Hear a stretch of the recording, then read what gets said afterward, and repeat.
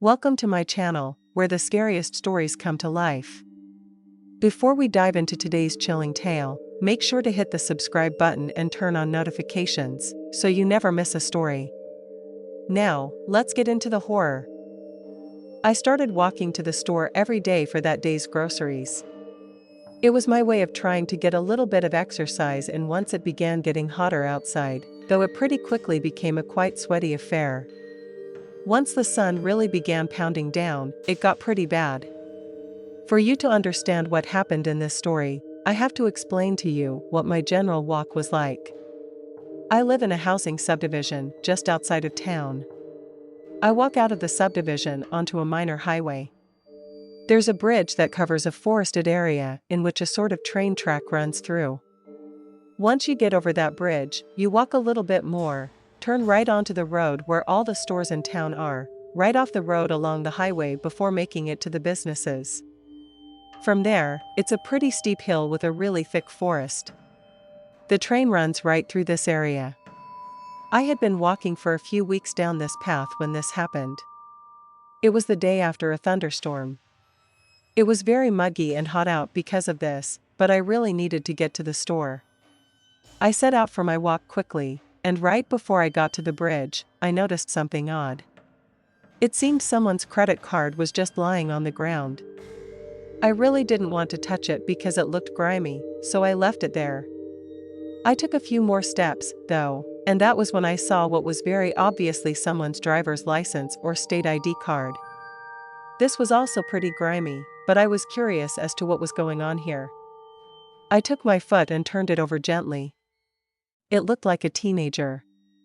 I read the name, but again, I did not pick up the card. I kept on walking. Went a little bit further down the way, I came upon a folded-up personal check lying on the ground as well. This was getting more and more odd. I kept on going on my way. When you walk along a highway, you always see weird things lying on the side of the road. Yes, this was a little more strange than a random sock or a condom wrapper, but I really didn't know what to think about it. In the moment, I recall the credit card I had seen was a PayPal MasterCard or something. I remembered that because I'd never actually known such a thing even existed. The following day, I once again went on the same walk. Needless to say, I was surprised when I now found a second credit card lying on the ground as well. It was just before I got to the bridge. This one was an American Express card.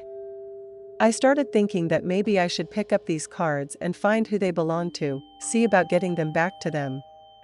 Truthfully, I didn't want to touch them, though. If all the cards belonged to the same person, I could only think that maybe they must have canceled them all or something and were throwing them away randomly. I put it out of my mind and went on my way. I went out the next day, immediately thinking about those credit cards and wondering if I was going to come across another one. It seemed a bit unlikely, but I kept thinking about what was going on here.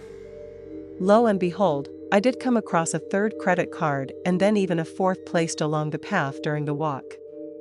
I flipped them over again. This time I noticed they were all the same name. That name was also the name that was on the state ID card I had found on the first day. I decided to check around to see if that initial card was still lying there. Eventually, I found them all. I put them into a Ziploc bag and decided to stop at the sheriff's office on my way home. I would drop them off there, just in case someone had been looking for them. While turning those cards into the police, I had a reaction I had not expected. They had a lot of questions for me. They asked me where I had found them, when I had found them. Did I know the guy they belonged to? Where was I the night of the thunderstorm that had hit before this all happened? It was a lot of questions for something I honestly thought would be a simple good deed.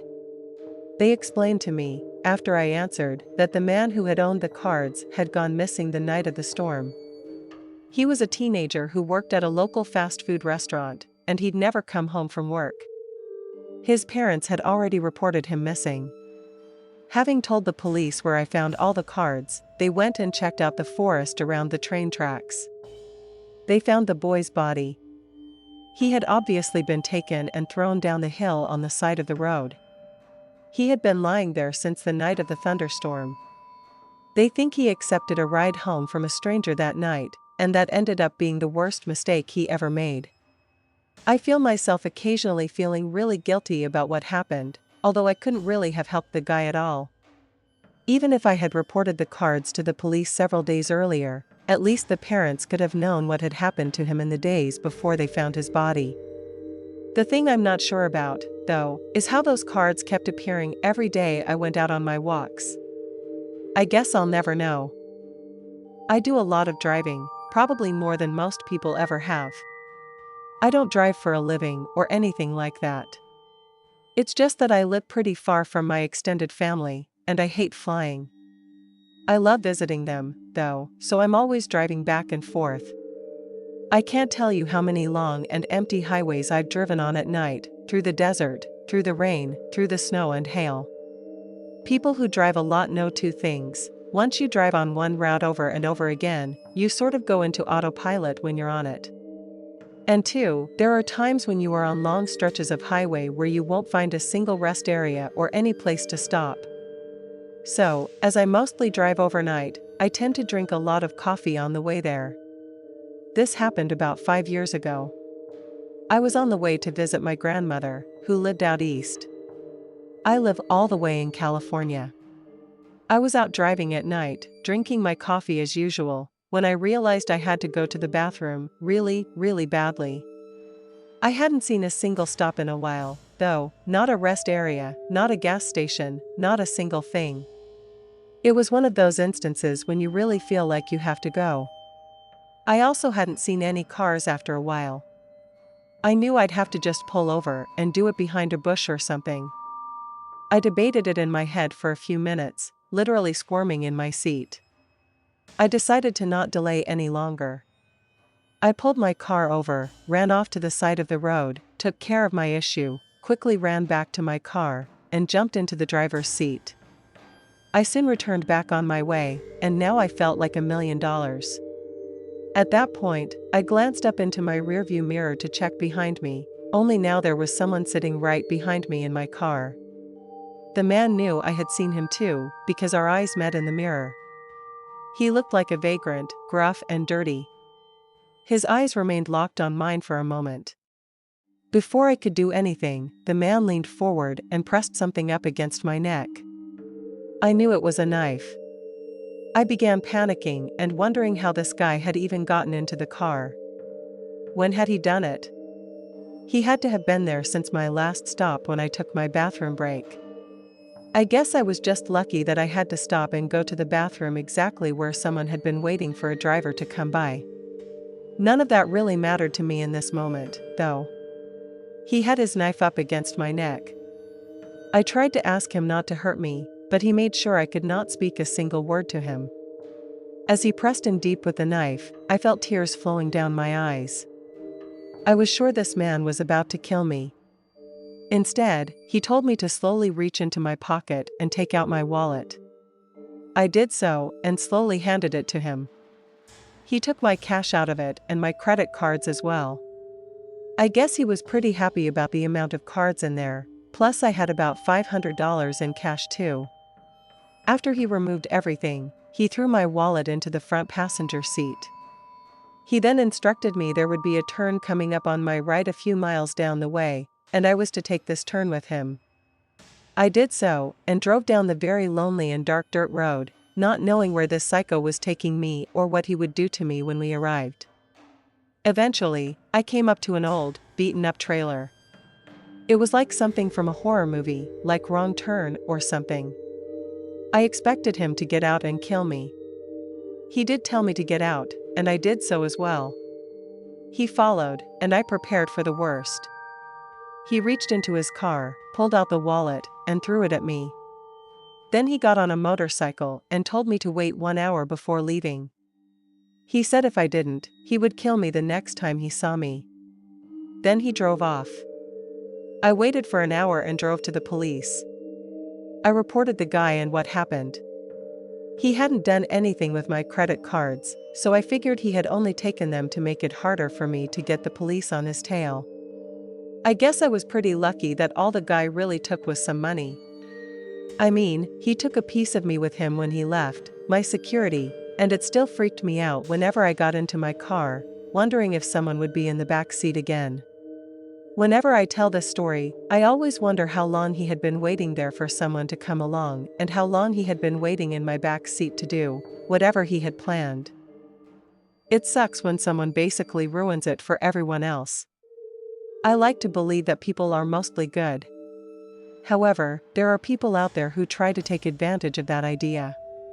Those are the worst kinds of people. I work a second shift job at a call center. I like it because I'm a night person anyway, but the greatest thing is that there's no traffic at all going home. I can just shoot home as quick as possible when I'm done with the day. Not having many cars on the road, though, backfired on me once. This night, I was really exhausted. However, because I was on the freeway, I noticed up ahead that someone was pulled over. It appeared that they were working on their car. I'm sure we've all seen it at some point. We all wonder if we should stop and help. If it was busier, I probably wouldn't have bothered.